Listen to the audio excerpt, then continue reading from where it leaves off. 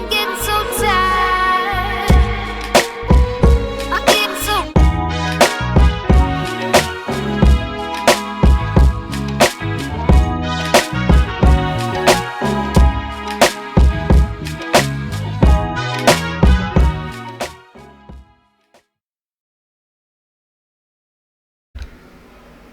Y'all know what's going on. It's time for another episode of Doing Time with Joe. I'm your host, Joe Baker, and welcome to the show, y'all. Just a quick recap about what went on with Leon. Leon has passed away, and his mother and father received a package in the mail.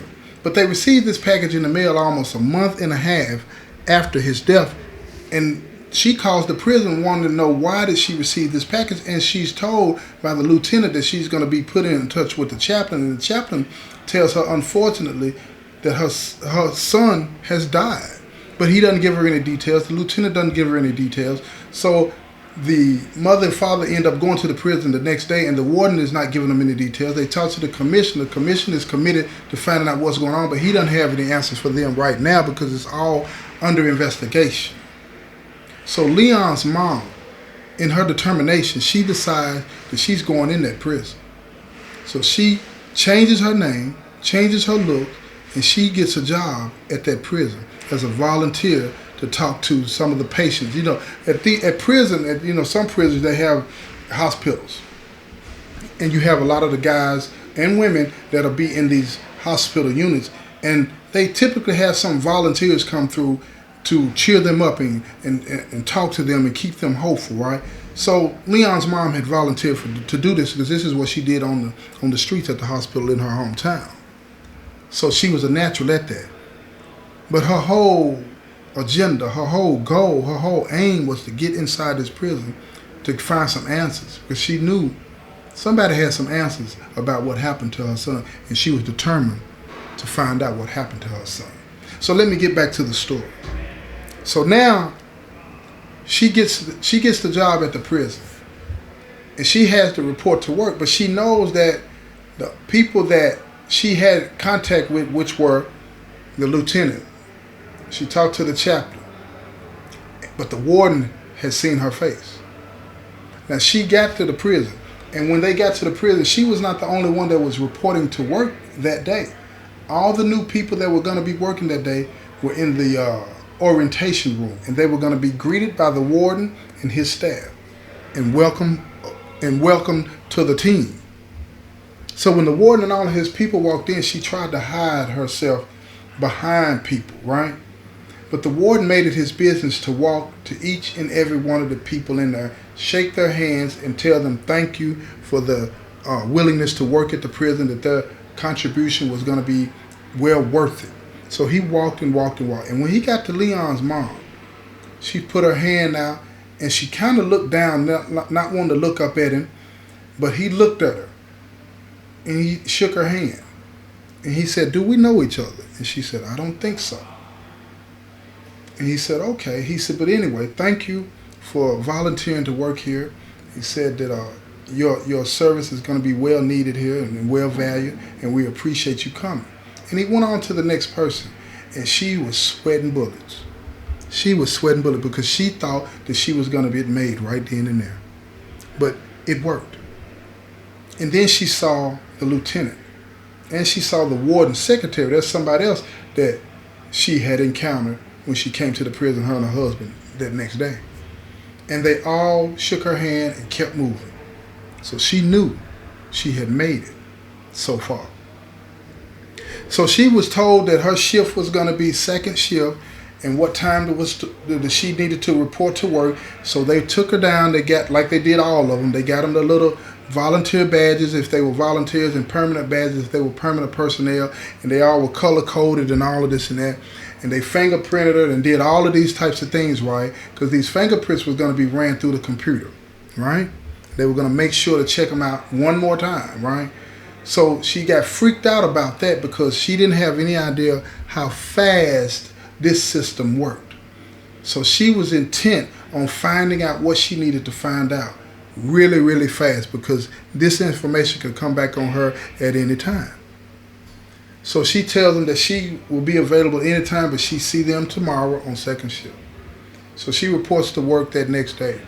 And she's in this hospital wing and she's walking around. She's talking to all the guys, telling them how they were going to be okay and talking to them. And every now and then, you know, when she would sit there, because someone would ask her to read their favorite book to them or something like that, or read a letter to them, because a lot of guys in here can't read, or they might have problems with their eyes and they can't see the letter well enough to read it or whatever. And she would do these things. So she started to immediately immerse herself into how things ran around there. And she started to understand how the nurses interacted with the guys. So she started to mimic that and showed real concern and care for the guys and spark up conversation with them. So after about 2 weeks, when she hadn't heard anything about the fingerprints coming back, she thought that she was scot-free. She had made it clean. So she's gotten to know the guys real well at this time. So she's starting to ask questions about Leon. And nobody really knows what's going on, because the guys that she was tending to on the particular wing that she was tending to, these guys were what they call chronic patients. And they had been up there for a lengthy amount of time. So she knew that these guys would not know anything about her son being in general pop, because they had been away from the general population for so long. She needed to talk to some people that had been on the compound. So she started to talk to the nurses. And she would ask these questions of the nurses, like, how long have this person been in here, and how long has that person been in here?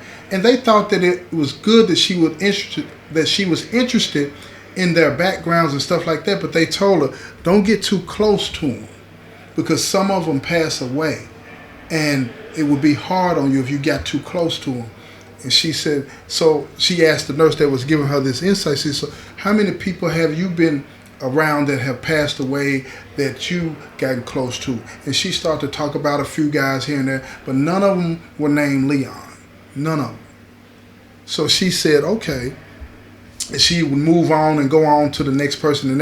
But as she started to develop a pattern and asking the same questions of all the nurses. So at times when she was not in the presence of the nurses would talk about her, and they would say, she's really interested in, people that have passed away and all of this. And they thought that was curious, but they didn't really think too much of it. You know what I'm saying?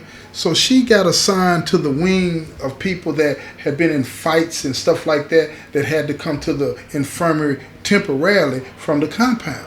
And she was excited about that, because she knew that these individuals, if anybody knew anything about what happened to Leon, it would be one of these individuals that was in the infirmary for a temporary thing. So she would talk to them and read to them and all of these, and every now and then she would squeeze in a question about Leon.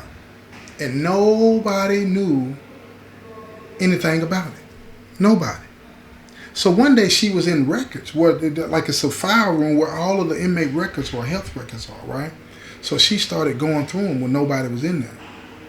And she didn't find Leon's record in there. She just went through one of the cabinets. And it was several cabinets in there. So she made it her business, and she was going to go through all of these cabinets.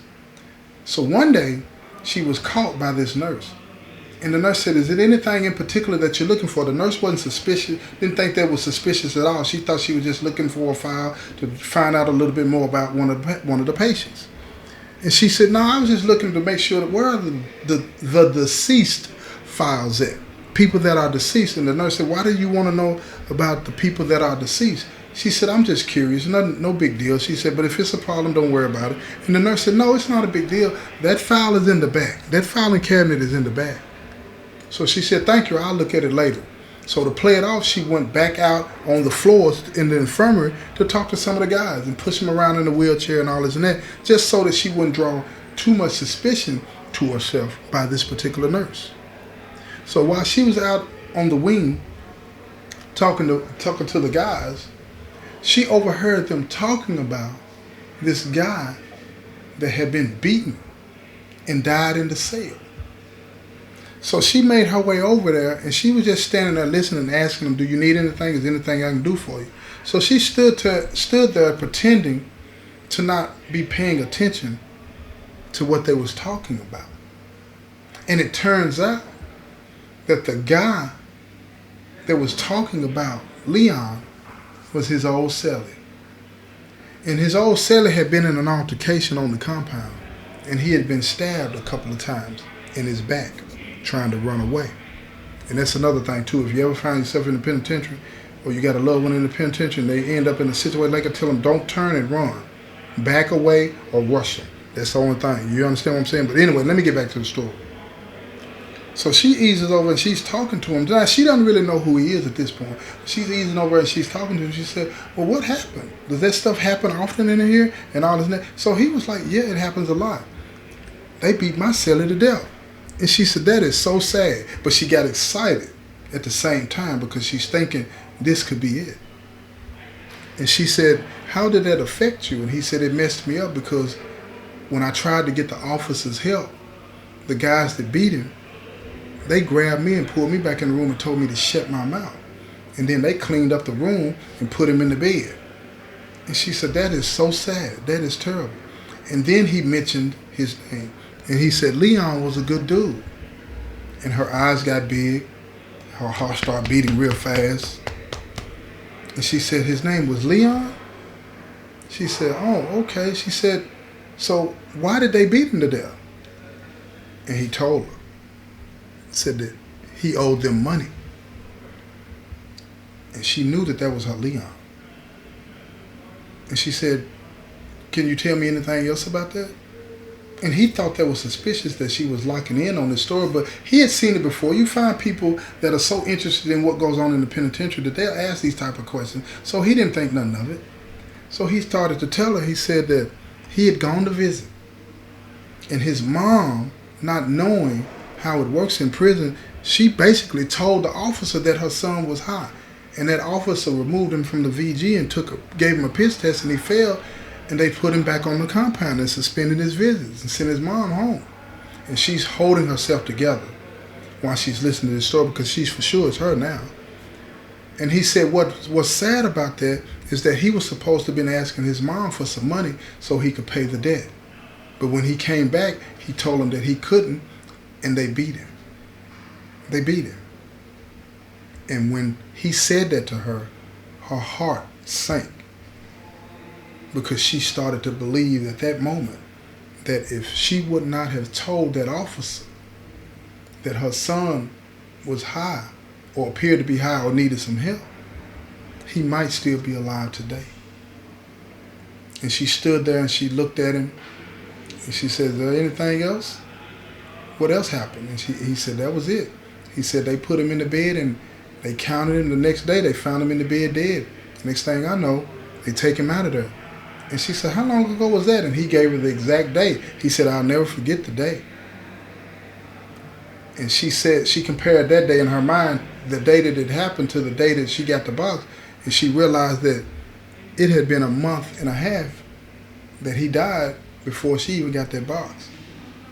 So now she was convinced that something was wrong. Something was trying to be covered up. So as she was leaving that afternoon, she was tore up. She just could not hold it together, you know?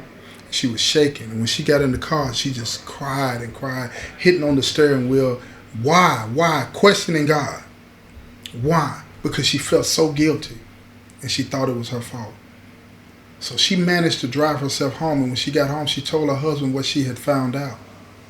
And her husband just sat there and he looked at her and he did not know what to say. And he just held her because he knew that she was punishing herself and she was blaming herself for what her son had gotten himself into. And he didn't know what to say. So she lay there that night in his arms and she slept and she cried and she slept and she cried. And the next day she got up and she managed to get herself together and she went back to work. And when she got back to work, she said, I got to get some proof. She said, I got to get some proof. So she went to the deceased file. And when she was in the deceased filing cabinet, going through the files, and right when she was about to get to the L's, right, to get his name right, the nurse walks in. And when the nurse walked in, she asked, what are you looking for? And she said, I'm looking for this specific file. And when she said it, she didn't realize that tears were running down her face. And the nurse said, are you okay? And she said, no, I'm not. No, I'm not. And she made a fatal mistake. The nurse set her down And when she sat down, the nurse told her, said, look, tell me what's going on. Are you okay? Can you work today? She's looking at it from that standpoint. And Leon's mom, she confided in this nurse.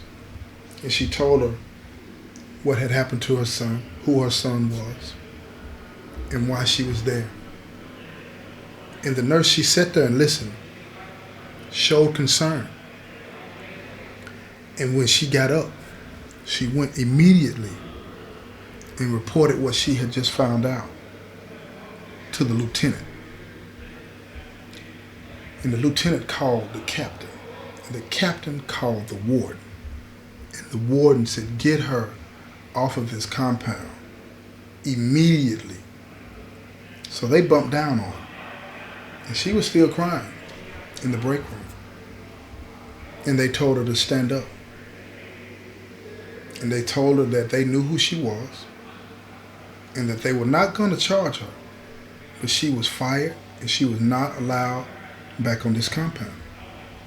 And they escorted her off the compound, made her get in her car and drive away. And when she got home, she told her husband what happened. She told her husband what happened. And her husband was angry. He was angry because he knew what she was doing. He knew that this was helping her, but now he felt as though it was nothing that he could do. Nothing that he could do to help her. Nothing he could do to help her.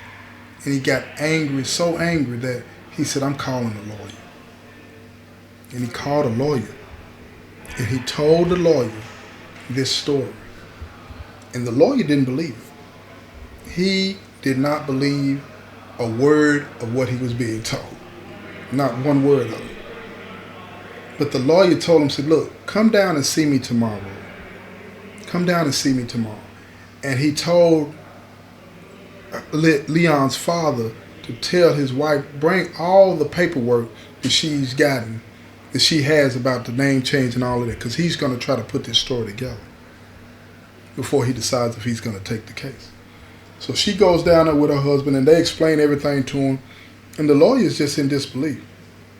And he said, if we can get our hands on that file, if they still have it, we got a case. And he said, do you know the inmate's name? And she said, no, I don't know his name. I didn't even bother asking. But she said that he was Leon Selly. He said, then that should not be hard. We'll be able to get that. So he got all the information from Leon's parents that he needed, and then he went to work. He hired a private investigator, and this private investigator, he knew some people at the prison.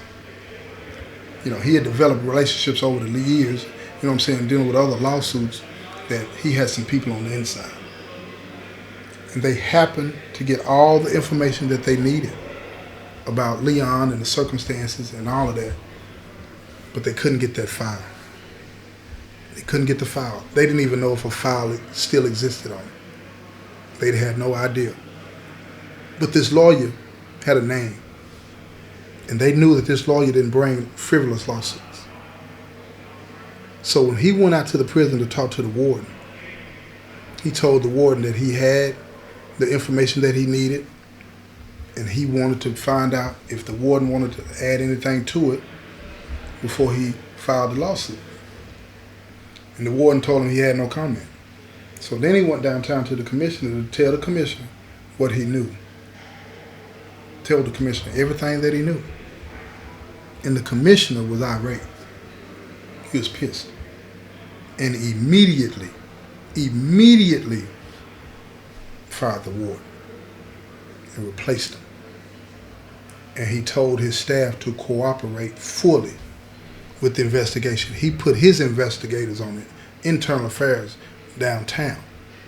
They got on the case, and they got the file, and they learned who the two men were that had beaten Leon to death. And they were subsequently charged with murder. They got the file.